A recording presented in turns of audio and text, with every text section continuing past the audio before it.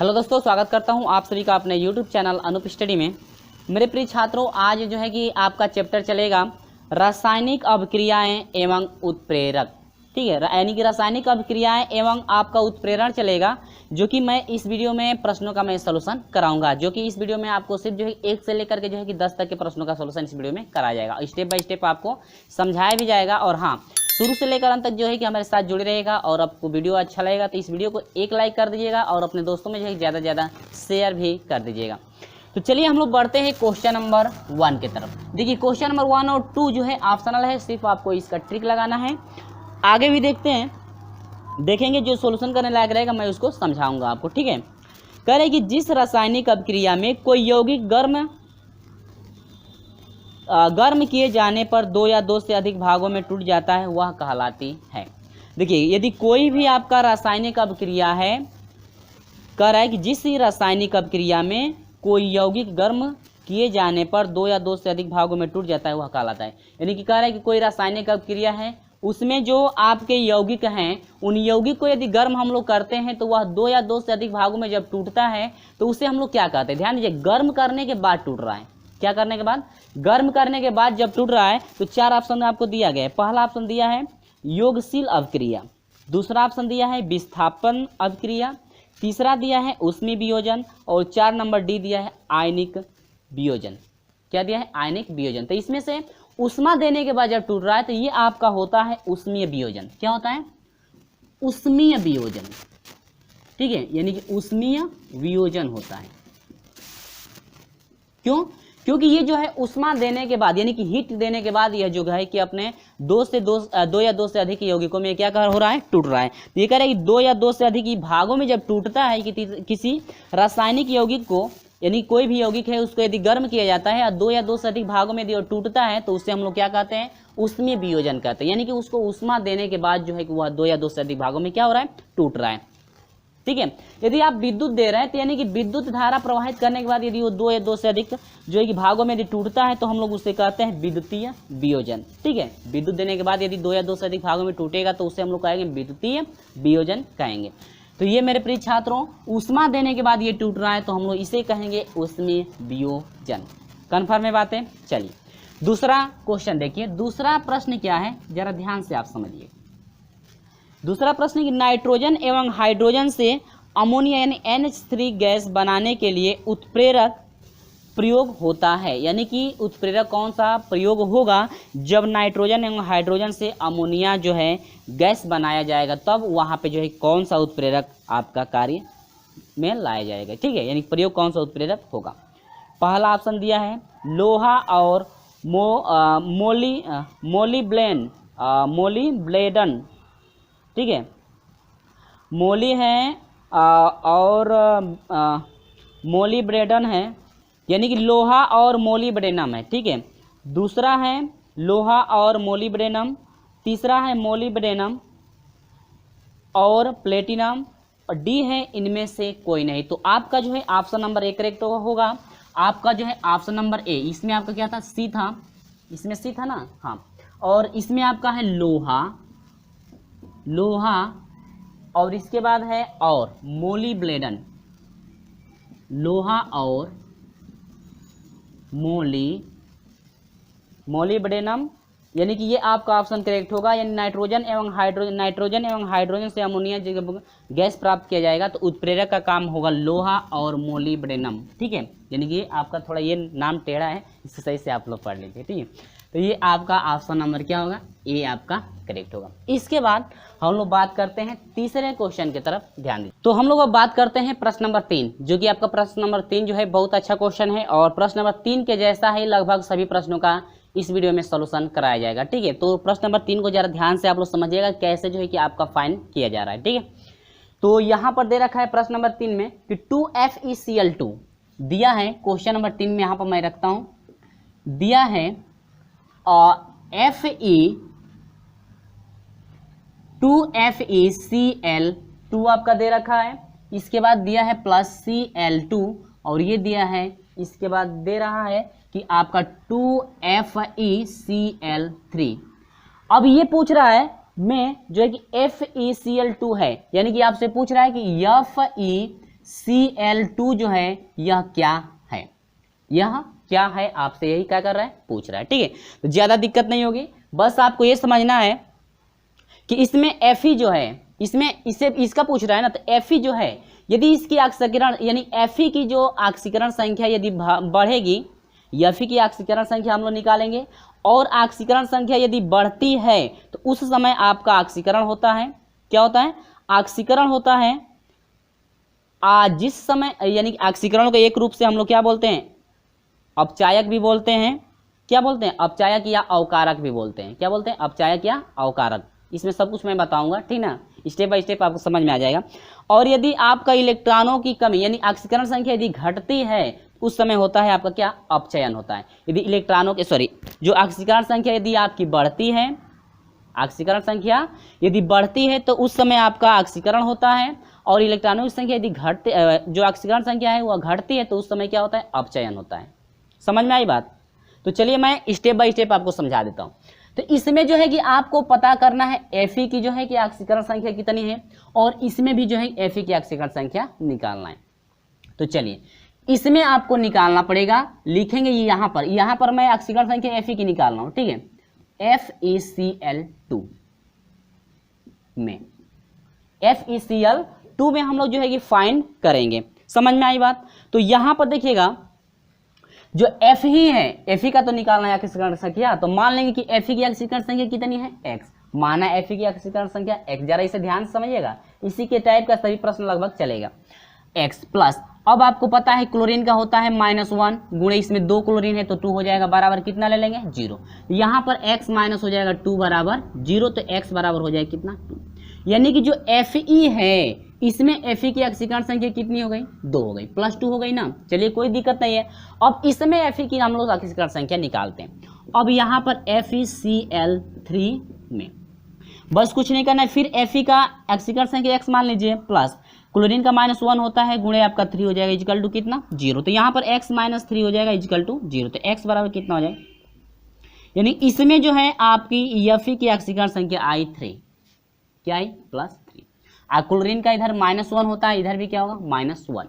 तो हम लोग Fe से ज्यादा लेना है, ठीक है, किससे, Fe से। यहाँ पर देखिएगा क्लोरीन का -1 है, तो क्या इस क्लोरीन के साथ कोई जुड़ा हुआ है, नहीं, तो इसकी ऑक्सीकरण संख्या यहाँ पर 0 होगी, क्योंकि इसके साथ कोई भी बेचारा नहीं है, बेचारा अकेले है, कोई भी इसके साथ नहीं जुड़ा है, ठीक है, तो उसकी ऑक्सीकरण संख्या कितनी हो जाएगी, 0।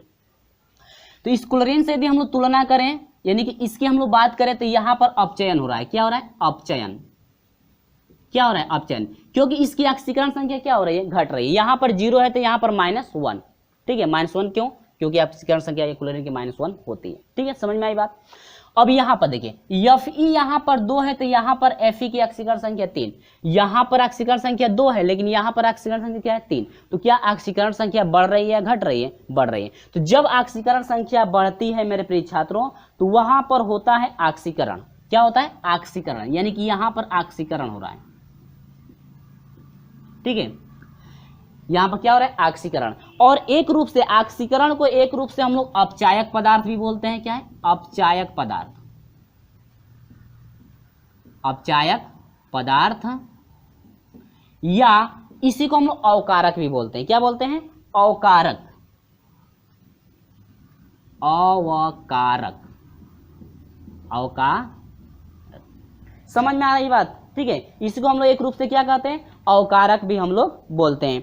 समझ में आ रही बात कि नहीं? देखिए यहां पर जब इलेक्ट्रॉन बढ़ रहे हैं, ध्यान दीजिएगा, लगभग सही प्रोसेस ऐसे ही चलेगा, ध्यान से इसको पहले समझिए। यहां पर Fe की 2 है ऑक्सीकरण संख्या, तो Fe की ऑक्सीकरण संख्या 2 है, लेकिन इधर आ रहा है तो इधर ऑक्सीकरण संख्या 3 हो जा रही है, तो Fe की ऑक्सीकरण संख्या क्या हो रही है, बढ़ रही है। तो इस समय जब ऑक्सीकरण संख्या बढ़ रही है तो उस समय क्या हो रहा है, ऑक्सीकरण हो रहा है। जब ऑक्सीकरण संख्या बढ़ेगी तो उस समय ऑक्सीकरण होगा, और जब ऑक्सीकरण संख्या घटेगी तो उस समय क्या होगा, अपचयन होगा। तो हम लोग को इससे ना पूछ रहा है, यदि क्लोरीन Cl2 का यदि पूछता तो अब तो उस समय क्या होता, उसका Cl2 का अपचयन होता, लेकिन हम जैसे क्या पूछ रहे हैं, FeCl2 का पूछ रहा है, तो हम लोग FeCl2 को लेकर चलेंगे। तो यहाँ पर ऑक्सीकरण संख्या बढ़ रही है तो यानी कि ऑक्सीकरण हो रहा है।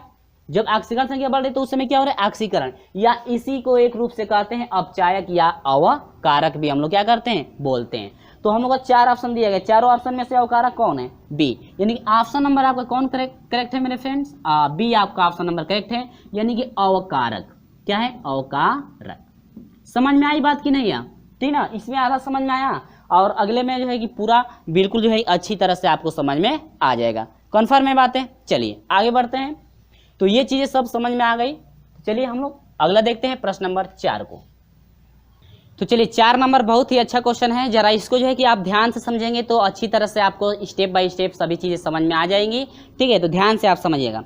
करीब 2HgCl2, यहाँ पर समीकरण दे रखा है 2HgCl2, इसके बाद दे रखा है प्लस SnCl2। ठीक है, इसके बाद दे रखा है Hg दिया है Hg2Cl2, इसके बाद प्लस दे रखा है SnCl2, इतना दिया है। करिए यह अभिक्रिया है, यह कौन सी अभिक्रिया आपकी है, यही आपको फाइंड करना है। समझ में आई बातें? तो ध्यान दीजिएगा। कैसे आप लोग फाइंड करेंगे, आपको ज़्यादा कन्फ्यूजन इसमें हो रहा है कि कैसे हम लोग निकालेंगे कौन ये अभिक्रिया आपकी है। तो ज़्यादा मत घबराइए, तीसरे जैसे किया गया है वैसे ही सेम आपका इसमें भी इंडिकेट किया जाएगा। ठीक है, कोई दिक्कत आपको नहीं होगी। तो पहला है प्रतिस्थापन, दूसरा दे रहा है उपचयन और तीसरा दे रहा है अपचयन और डी दिया है उपचयन तथा अपचयन, यानी उपचयन और अपचयन दोनों इसमें है। ठीक है, यानी कि आपको 4 ऑप्शन दिया गया है, 4 ऑप्शन में से कौन सा ऑप्शन आपका करेक्ट है वही आपको बताना है। तो कोई दिक्कत नहीं है। चलिए तो पहले यहाँ पर जरा ध्यान दीजिएगा। हम लोगों को अभी पता है क्लोरीन का ऑक्सीकरण संख्या -1 होती है, हम लोग निकाले थे ना। तो यहाँ पर देखिएगा हम लोग पहले Hg, इनमें जो है इसमें Hg का हम लोग निकालेंगे। यदि देखेंगे Hg का जो ऑक्सीकरण संख्या है बढ़ रही है कि घट रही है। इसके बाद हम लोग देखेंगे Sn वाला में, किसमें? Sn में, यानी इसकी जो है ऑक्सीकरण संख्या देखेंगे Sn की बढ़ रही है कि घट रही है। ज़्यादा आपको कुछ नहीं करना है, इसमें Hg का जाँच कर लीजिए और दूसरे वाले में किसको? Sn वाले को जाँच कर लीजिए। अब यदि Hg की ऑक्सीकरण संख्या बढ़ेगी तो उस समय क्या होगा? ऑक्सीकरण होगा। और हाँ, ऑक्सीकरण को एक दूसरा भी नाम देते हैं उपचयन। क्या नाम देते हैं? उपचयन। यानी कि ऑक्सीकरण का एक दूसरा नाम होता है उपचयन। क्या होता है? उपचयन। ठीक है, और अपचयन तो होगा ही जब जो है कि ऑक्सीकरण संख्या बढ़ेगी तो क्या होगा? ऑक्सीकरण संख्या जब घटेगी तो उस समय क्या होगा? अपचयन होगा। समझ में आई बात है? चलिए हाँ, एक चीज और याद रखिएगा, अभी मैं बता रहा हूँ कि इलेक्ट्रॉनों की हानि होगी या जो है कि वृद्धि होगी। ठीक ना, अब वो सब में इसमें भी समझा दे रहा हूँ, उसमें थोड़ा छूट गया है तो कोई दिक्कत नहीं। इसमें देखिए यहाँ पर HgCl2 में, यानी HgCl2 में हम लोग Hg का ऑक्सीकरण संख्या निकालेंगे। किसकी संख्या? ऑक्सीकरण संख्या Hg की। तो यहाँ पर मान लेंगे कि इसकी ऑक्सीकरण संख्या x है। क्लोरीन का पता है कि -1 होता है और 2 क्लोरीन 2 बराबर क्या? 0। तो x - 2 बराबर कितना हो जाएगा? 0 हो जाएगा। ठीक है, अब यहाँ से हो जाए x बराबर कितना हो जाएगा? 2। समझिएगा, Hg का इसमें कितना आया? +2 आया ऑक्सीकरण संख्या। अब इसमें हम लोग देखते हैं, अब यहाँ पर हो जाएगा Hg2Cl2। यहाँ पर देखते हैं कि इसमें क्या मिलता है। Hg की मान लेते हैं ऑक्सीकरण संख्या x है और 2 है तो यहाँ पर 2x हो जाएगा, प्लस यहाँ पर -1 है मल्टीप्लाई 2 इक्वल टू कितना हो जाएगा? 0। यहाँ पर हो जाएगा 2x - 2 इक्वल टू 0 हो जाएगा। तो 2x बराबर हो जाएगा, ये माइनस में उधर भेजो, प्लस 2 से 2 क्या हुआ? कट गया, यानी x बराबर कितना हो गया? 1। x बराबर कितना हुआ? 1। क्या ये सभी चीज़ें समझ में आ रही है कि नहीं? ठीक है, स्टेप बाय स्टेप आपको समझ में आ रहा होगा। अब यहाँ पर देखिएगा, यहाँ पर इसका कितना मिला? +1 मिला। तो अब देखिए यहाँ पर ये बताइए Hg का क्या हो रहा है? अपचयन हो रहा है या ऑक्सीकरण हो रहा है? यहाँ पर 2 प्लस है, यहाँ पर 1 माइनस है, यानी कि ऑक्सीकरण संख्या घट रही है। ऑक्सीकरण संख्या क्या हो रही है? घट रही है। यहाँ पर 2 था, यहाँ पर क्या हो गया? +1। तो जब ऑक्सीकरण संख्या घटेगी तो उस समय क्या होगा? अपचयन होता है।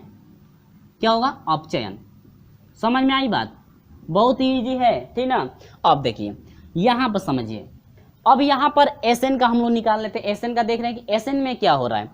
अब यहाँ से SnCl2 में, ठीक है, देखिए मान लेते हैं कि Sn की ऑक्सीकरण संख्या कितनी है? x है, प्लस क्लोरीन का -1 मल्टीप्लाई 2 इक्वल टू 0। यहाँ पर x - 2 इक्वल टू 0 हो जाएगा, x बराबर कितना? 2। यहाँ पर Sn2 था, Sn की ऑक्सीकरण संख्या कितनी है? 2। कोई दिक्कत नहीं है, उसमें ज़्यादा चलिए। अब यहाँ पर जो है कि Sn का निकाल लेते हैं, यानी कि इसमें आपका हो गया कितना? 2 हो गया। कोई दिक्कत? इसमें आइए SnCl2 में, अब फिर मान लेंगे Sn की संख्या ऑक्सीकरण संख्या x है, यहाँ पर Cl2 है ना, -1 मल्टीप्लाई 2 इक्वल टू कितना है? 0। क्या कोई दिक्कत है? ठीक है, इसमें आपका समीकरण में कुछ छूटा हुआ है क्या? इसमें समीकरण में आपका छूटा हुआ है, हम भी कहें क्यों क्यों जो है कि ऑक्सीकरण संख्या दोनों का सेम आ रहा है, यहाँ पर 4 होना चाहिए। क्या होना चाहिए? 4।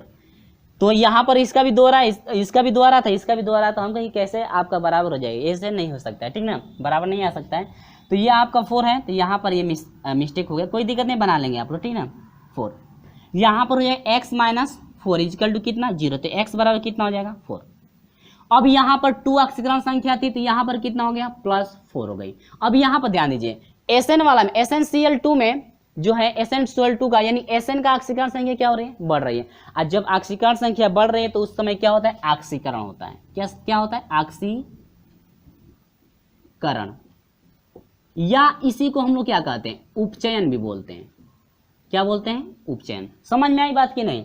तो ये बताइए, ये जो आपका समीकरण दिया है ना प्रश्न नंबर 3 में, इसमें दोनों प्रक्रियाएं चल रही है। कितनी प्रक्रियाएं चल रही है? दोनों प्रक्रियाएं। यदि हाँ, एक चीज आप लोग याद रखें, यदि आपसे पूछता कि HgCl2 में जो है कि कौन सी क्रिया हो रही है, HgCl2 जो है कौन सी क्रिया है, जैसे आपका प्रश्न नंबर जो है कि आपका 3 दिया था, FeCl2 पूछ रहा था ना, FeCl2 है, यानी इसमें यदि पूछता कि HgCl2 क्या है, तो HgCl2 क्या है, तो आपका अपचयन हो जाएगा, ठीक है, यानी कि अपचयन है।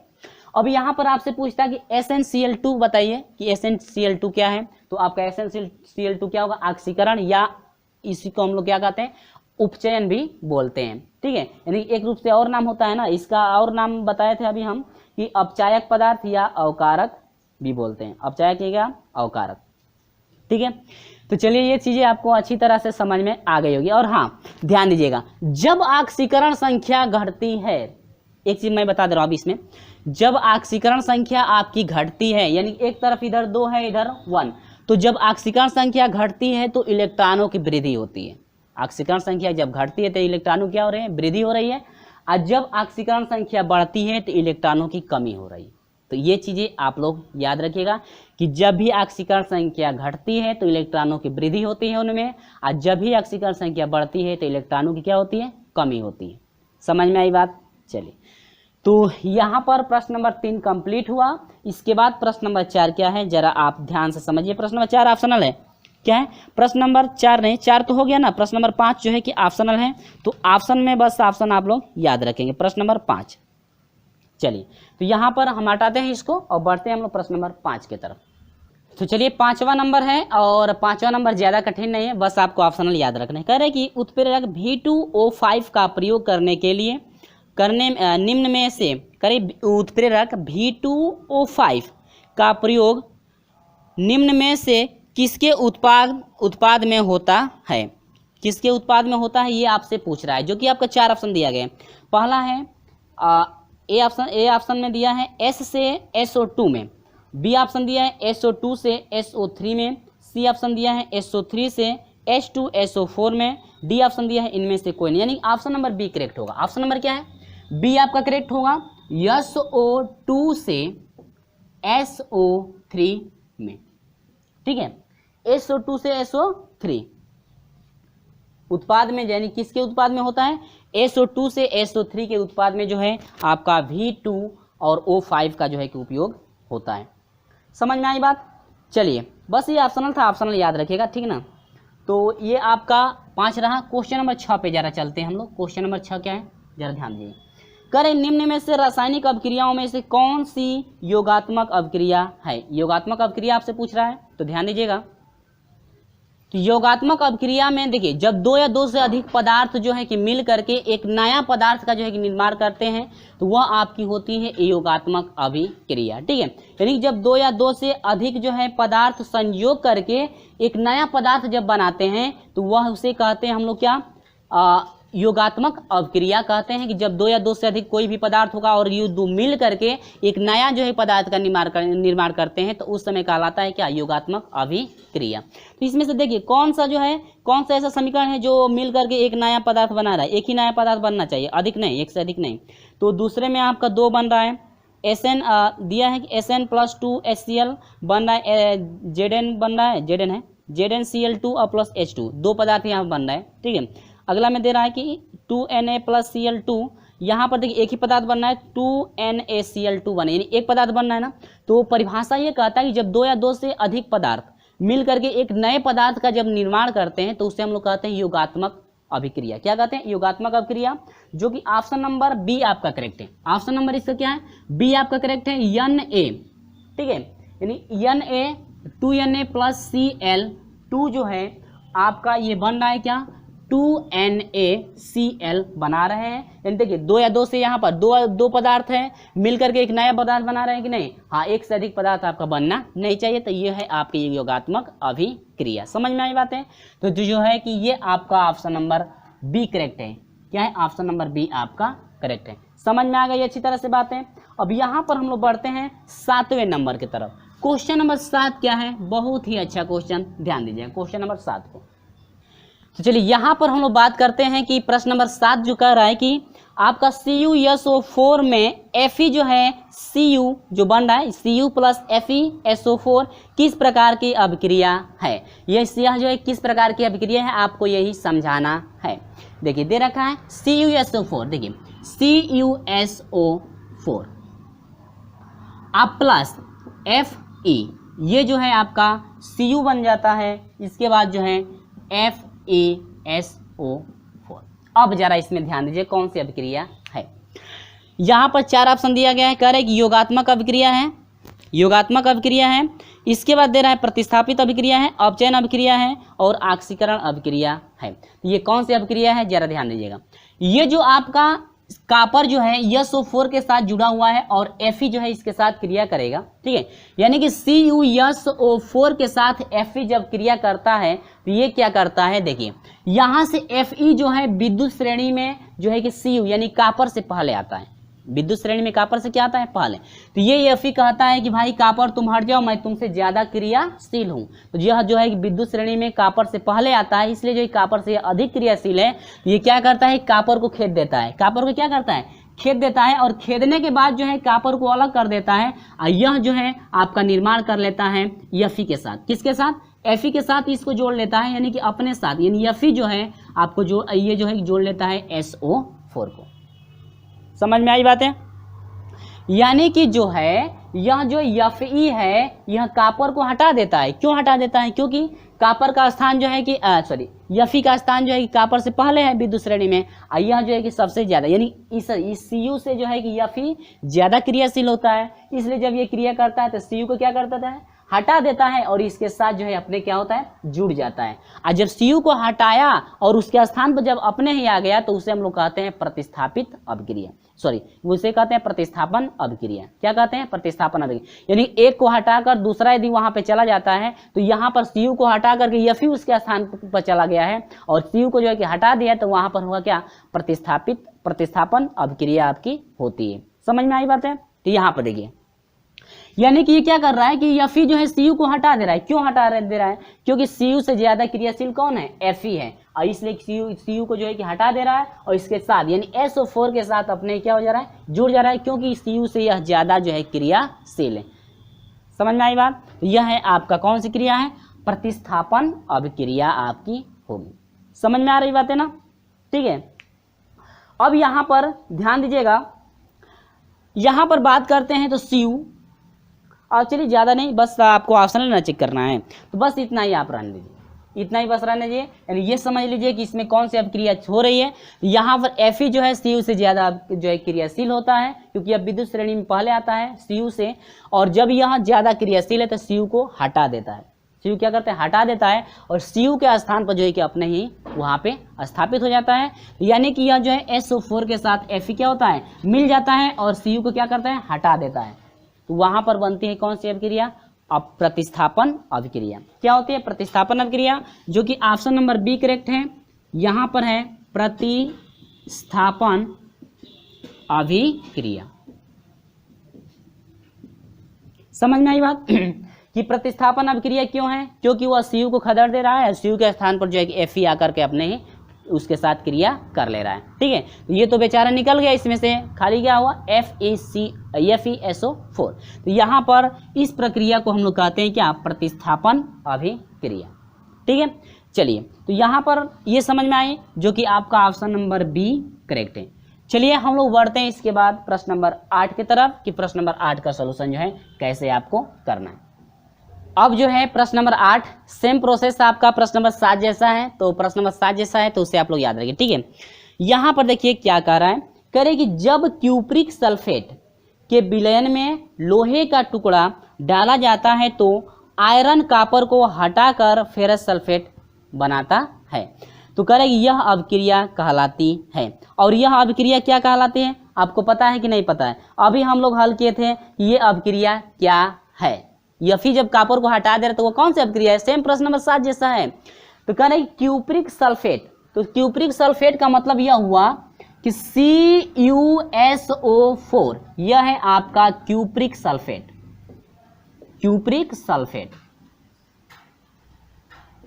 समझ में आ रही बातें। जब क्यूप्रिक सल्फेट के विलयन में कह रहे कि जब लोहे का टुकड़ा डाला जाता है तो इसी विलयन में मान लीजिए Fe यानी कि लोहे के टुकड़ों को क्या कर दिए हम, डाल दिए, तो ये क्या करता है, लोहा क्या करता है कि Cu को हटा देता है, यानी Cu को उसमें से क्या करता है, खदेड़ देता है। और क्यों खदेड़ देता है, क्योंकि Fe जो है विद्युत श्रेणी में कॉपर से पहले आता है, और जब कॉपर से पहले लोहा आएगा यानी Fe आएगा तो वह करता है क्या, कॉपर को खदेड़ देता है। और यह कॉपर के स्थान पर जो है कि Fe आकर के इससे संयोग कर लेता है और करके बनाता है FeSO4 और Cu को कहाँ करता है, बाहर निकाल देता है, ठीक है। तो अभी हम लोग प्रश्न नंबर 7 में पढ़े हैं, तो ये अभिक्रिया कौन सी अभिक्रिया होती है मेरे प्रिय छात्रों, अभी पढ़े हैं कि ये जो आपकी अभिक्रिया है कहलाती है कौन सी अभिक्रिया, प्रतिस्थापन अभिक्रिया। कौन सी क्रिया, प्रतिस्थापन अभिक्रिया। समझ में आ रही बात, अभिक्रिया, प्रतिस्थापन अभिक्रिया कहलाती है। क्लियर हुआ कि नहीं हुआ, समझ में आ गई बातें, क्योंकि एक ही टाइप के दो क्वेश्चन थे तो आपको कंफर्म हो गया होगा कि क्या हो रहा है। तो यहाँ पर प्रश्न नंबर 8 का जो है कि ऑप्शन नंबर 1 करेक्ट है, प्रतिस्थापन अभिक्रिया आपकी चल रही है, ज्यादा दिक्कत नहीं होगी, ठीक है। ये तो समझ में आई बात है, प्रतिस्थापन अभिक्रिया है, ठीक है। चलिए इसके बाद हम लोग चलते हैं प्रश्न नंबर 9 में, कि प्रश्न नंबर 9 में जो है कि ऑक्सीकरण जो है किसका हो रहा है, कह रहा है कि, और हाँ प्रश्न नंबर 8 में 4 ऑप्शन दिया गया था, आपको स्क्रीन पे ऑप्शन दिख भी रहा होगा, और उन ऑप्शन में से कौन सा ऑप्शन करेक्ट था यहाँ पर आप देख सकते हैं, ठीक है। तो प्रश्न नंबर 9 है कि समीकरण आपका दिया गया है, करें किस पदार्थ का ऑक्सीकरण हो रहा है। इसमें से आपको जांच करना है कि यानी कौन ये पदार्थ है, यानी किस पदार्थ का इसमें जो है कि ऑक्सीकरण आपका हो रहा है। चलिए हम लोग देखते हैं। तो ये आपका 8 रहा। अब इसके बाद हम लोग बढ़ते हैं प्रश्न नंबर 9 की तरफ। और हाँ, आपको ये वीडियो ज़्यादा अच्छा लग रहा है तो इस वीडियो को लाइक कर दीजिए और अपने दोस्तों में अभी इस वीडियो को शेयर भी कर दीजिए। चलिए तो हम लोग बात करते हैं यहाँ पर प्रश्न नंबर 9 का, ठीक है। जैसे प्रश्न नंबर 9 होगा वैसे ही सेम जो है प्रश्न नंबर आपका 10 भी है, उसी टाइप का है, ठीक है। तो चलिए प्रश्न नंबर 9 क्या कह रहा है, ज़रा ध्यान से आप समझते रहिए। कह रहे कि SO2 समीकरण आपका दे रखा है, SO2 बहुत बढ़िया क्वेश्चन है, ठीक है, ज़्यादा आपके कठिन भी नहीं है। और H2S आपका दे रखा है, ये आपका समीकरण इसका दिया है 3S प्लस आपका दिया है 2H2O। समझ में आई बातें। अब यहाँ पर देखिएगा, इसमें देखिएगा आपसे पूछ रहा है क्या, करेगी किस पदार्थ का ऑक्सीकरण हो रहा है। तो कोई दिक्कत नहीं है, इसमें भी आप जो है S का निकाल दीजिए ऑक्सीकरण संख्या, इसमें भी S का निकाल दीजिए, और इन दोनों का यानी इससे इसका तुलना कर दीजिए, इसका इससे तुलना कर दीजिए। आप देखिए किसकी ऑक्सीकरण संख्या बढ़ रही है, किसकी ऑक्सीकरण संख्या घट रही है। तो आपसे पूछा है क्या, ऑक्सीकरण होना, क्या पूछा है, ऑक्सीकरण पूछ रहा है कि किसका जो है कि ऑक्सीकरण आपका हो रहा है। समझ में आई बात है। और ऑक्सीकरण कब होता है, जब ऑक्सीकरण संख्या बढ़ती है तो उस समय ऑक्सीकरण होता है, और जब ऑक्सीकरण संख्या घटती है तो उस समय क्या होता है, अपचयन होता है। समझ में आई बात है ना। चलिए ज़्यादा आपको कठिन नहीं है, बहुत ही सिंपल ये क्वेश्चन है। चलिए मैं यहाँ पर समझा देता हूँ। यहाँ पर हम लोग समझते हैं, पहले आप निकालिए SO2 का, SO2 में, किस में निकालेंगे, SO2 में। समझ में आ रही बात है। चलिए तो मान लेते हैं कि S की ऑक्सीकरण संख्या X है, प्लस आप लोगों को पता है कि ऑक्सीजन का -2 होता है, आइए 2 ऑक्सीजन है 0, यहाँ पर X - 4 = 0 हो जाएगा, तो X बराबर कितना हो जाएगा, 4। क्या समझ में आई बात है।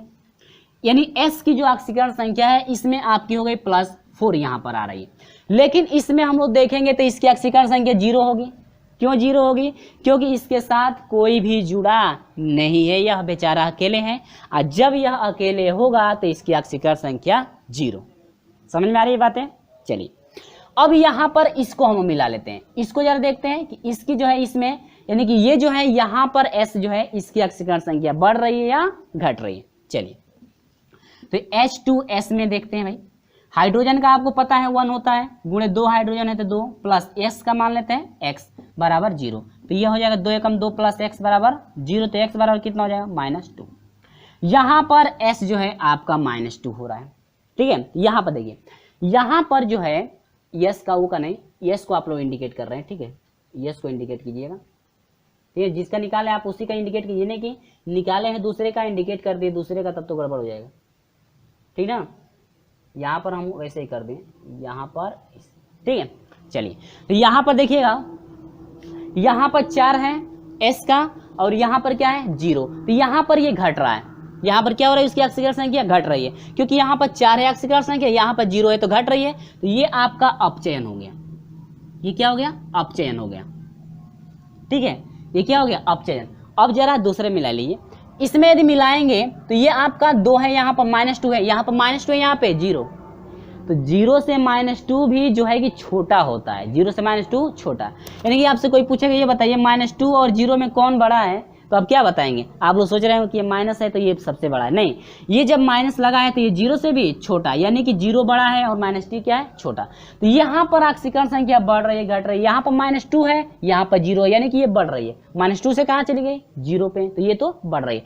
आज जब बढ़ता है तो यहाँ पर क्या होता है, ऑक्सीकरण होता है, क्या होता है, ऑक्सीकरण आपका होता है। समझ में आई बात है कि नहीं, ठीक है। तो ये चीजें आपको समझ में आ गई, और कह रहे कि ऑक्सीकरण आखिर में हो रहा है तो किस जो है पदार्थ का ऑक्सीकरण हो रहा है, तो वह कौन सा पदार्थ है, इसी का नाम ऑक्सीकरण हो रहा है। तो ये है आपके पदार्थ जो हैं आपके हैं H2S, क्या है, H2S जो है यह पदार्थ है आपका, इसका ऑक्सीकरण ऑक्सीकरण हो रहा है। समझ में आई बातें। और यही आपसे पूछता कि अपचयन किसका हो रहा है, तो अपचयन की बात करता तो अपचयन किसका हो रहा है, SO2 पदार्थ का, यानी SO2 पदार्थ का जो है क्या हो रहा है, अपचयन आपका हो रहा है। तो स्टेप बाय स्टेप सभी चीजें आपको अच्छी तरह समझ में आ गई हैं कि किसका अपचयन हो रहा है और किसका ऑक्सीकरण हो रहा है। समझ में आ गई बातें। चलिए तो ये आपका हुआ H2SO4। ऑप्शन क्या है मेरे भाई, ऑप्शन नंबर 1 करेक्ट है, H2S। समझ में आ रही बातें, यानी कि ये जो है आपका H2S का जो है कि ऑक्सीकरण हो रहा है। तो चलिए ये चीजें समझ में आई ना। चलिए आगे बढ़ते हैं, इसके बाद हम लोग बढ़ते हैं प्रश्न नंबर 9 की तरफ, जो कि इस वीडियो का ये अंतिम क्वेश्चन है। इसके बाद हम आपसे मिलेंगे प्रश्न नंबर 11 के साथ। और हाँ, इस वीडियो को ज़्यादा से ज़्यादा शेयर कर दीजिएगा और जाते जाते इस वीडियो को लाइक भी करते जाइएगा। यदि वीडियो आपको अच्छा लगेगा तो ही लाइक कीजिएगा और शेयर भी कीजिए। तो चलिए ये चीज़ें आपको अच्छी तरह समझ में आ गई हैं, यानी कि जो ऑक्सीकरण हो रहा था H2S का जो है कि ऑक्सीकरण हो रहा था, ठीक है। चलिए इसके बाद हम बढ़ते हैं प्रश्न नंबर 10 के तरफ। इसके बाद ये आपका ये इस वीडियो का अंतिम क्वेश्चन है। चलिए ज़्यादा दिक्कत नहीं है, प्रश्न नंबर 10 में भी ये प्रश्न नंबर 9 समझ में आया तो 10 भी लगभग सेम प्रोसेस वही आपका चलेगा, ठीक है। चलिए तो चलिए यहाँ पर बहुत ही बढ़िया क्वेश्चन दिया है। प्रश्न नंबर 10 कुछ भी नहीं है, बहुत सिंपल है। देखिए कह रहा है कि नीचे दिए गए समीकरण में SO2 कार्य दर्शा रहा है, यानी SO2 का जो है क्या हो रहा है, अपचयन हो रहा है, उपचयन हो रहा है, इसमें से यानी क्या हो रहा है। 4 ऑप्शन आपको दिया गया है, क्षार का, अम्ल का, ऑक्सीकरण का, ऑक्सीकारक दिया है, क्या अपचायक का। समझ में आ रही बातें। तो यानी कि प्रश्न नंबर 10 का जो है कि आपको हल करना है कि SO2 का क्या हो रहा है, ठीक है। सेम आपका प्रश्न नंबर 9 जैसा है, ज्यादा आपको दिक्कत नहीं है। चलिए तो यहाँ पर हम लोग बात करते हैं प्रश्न नंबर जो है कि आपका 10। तो दिया है समीकरण आपका दे रखा है H2S, चलिए H2S,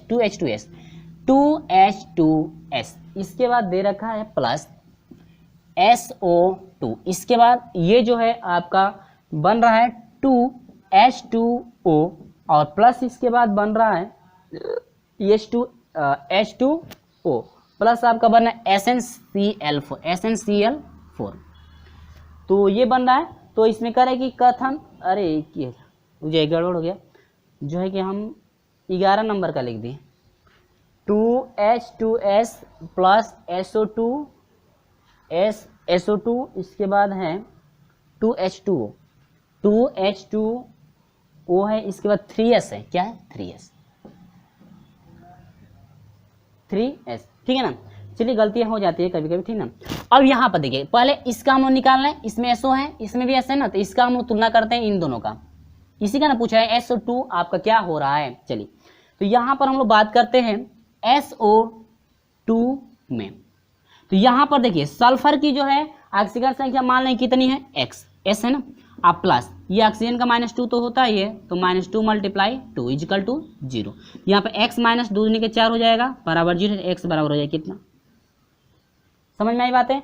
यहाँ पर S की ऑक्सीकरण संख्या कितनी है, 4 है ना। चलिए अब यहाँ पर देखते हैं, तो यहाँ पर क्या होगा, 0 होगा ना, तब क्या होगा 0, क्या होगा 0। तो ये आपको समझ में आ रही है।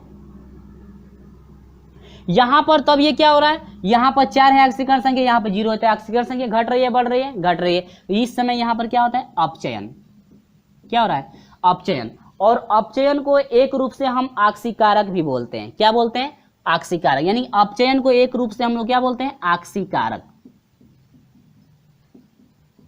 क्या बोलते हैं, ऑक्सीकारक भी बोलते हैं हम लोग किसको, अपचयन को। यानी कि अपचयन को हम लोग एक रूप से नाम देते हैं ऑक्सीकारक। यानी जिस तरह से ऑक्सीकरण का था, जिस तरह से ऑक्सीकरण का था उसी तरह से इसका भी एक और नाम बोलते हैं हम लोग ऑक्सीकारक, ठीक है। क्या बोलते हैं, ऑक्सीकारक बोलते हैं। यानी कि अपचयन होने का मतलब क्या हुआ, यानी ऑक्सीकारक हो रहा है, क्या हो रहा है, ऑक्सीकारक। आपका दूसरा नाम जो है ऑक्सीकारक, ठीक है। तो यानी ऑप्शन नंबर कौन सा करेक्ट है, ऑप्शन नंबर सी आपका करेक्ट है, ऑक्सीकारक का, ऑक्सीकारक का। समझ में आ रही बात है, यानी ऑक्सीकारक का। तो मेरे प्रिय छात्र, उम्मीद होगी जो भी इस वीडियो में मैं क्वेश्चन बताया हूं आपको अच्छी तरह से स्टेप बाय स्टेप समझ में आ गया होगा। और हाँ, अभी तक का वीडियो आपको वास्तव में अच्छा लगा है तो इस वीडियो को ज़्यादा से ज़्यादा अपने दोस्तों में शेयर भी कर दीजिएगा। और हमारे साथ नहीं जुड़ पाए हैं तो चैनल को सब्सक्राइब करके जुड़ जाइएगा, ताकि जब भी हम लोग वीडियो को अपलोड करें आपके लिए तो समय से नोटिफिकेशन पहुँचते रहे। चलिए दोस्तों, मिलते हैं आपसे अगले वीडियो में, तब तक के लिए बाय बाय।